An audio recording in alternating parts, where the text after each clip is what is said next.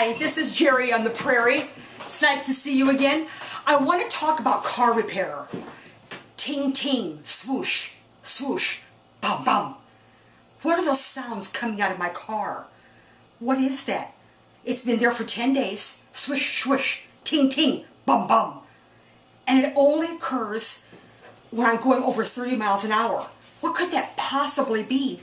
It's driving me nuts. So I think, well, it's probably time to go to my car repair guy. He knows everything. So I go there. It's about a 15-mile drive to the guy I really like. So I go there. And the minute my car feels the familiar asphalt of his parking lot, all the ting ting, swoosh swoosh, bum bums go away. They're gone. He can't find them. He can't hear them. And his hearing is fine. But there's something wrong with my car. It has an attitude, and I'm the one who is the victim. So the ting ting swoosh swoosh is gone. So he takes the car into his little private area, and there are giant signs telling me I'm not welcome to go into the little area where he examines my car. It's a lot like a doctor in surgery. They don't want you coming in and watching them do a surgery on a person you don't know.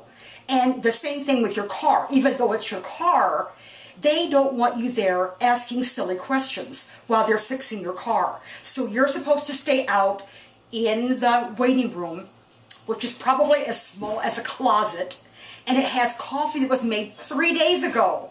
It's still hot, but you don't dare drink it because it looks like syrup. That's the kind of coffee I usually find.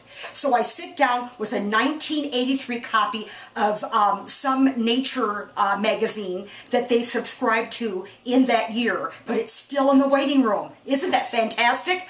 I can read up about fishing lures that are no longer on the market because they weren't popular and they're gone. But sooner or later, my wonderful, trusted repairman comes back to talk to me. And he tells me this horrible, weird sound is probably my pinion, rack and pinion. Rack and pinion. This is something to do with steering in a car. Now, girls don't know about this kind of thing. But I trust him. He explains what it is. He thinks that's probably the problem. If I want to go to a diagnostic center and pay a bunch of money, I could do that to make sure that is what it is. Now, rack and pinion, you know, to me, that sounds like going to a fancy restaurant. Rack, that sounds like a giant piece of meat with great seasoning. There it is on my plate. Pinion. Now, pinion to me sounds like a tiny nut, probably grown in a rainforest. And people go to that rainforest with giant canvas sacks, and by hand, they pick up pinions off the ground, put it in the canvas sack, and eventually it ends up in America, and a portion probably would cost me $35 in a fancy restaurant, sitting next to my rack, which is my giant piece of meat. Rack and pinion.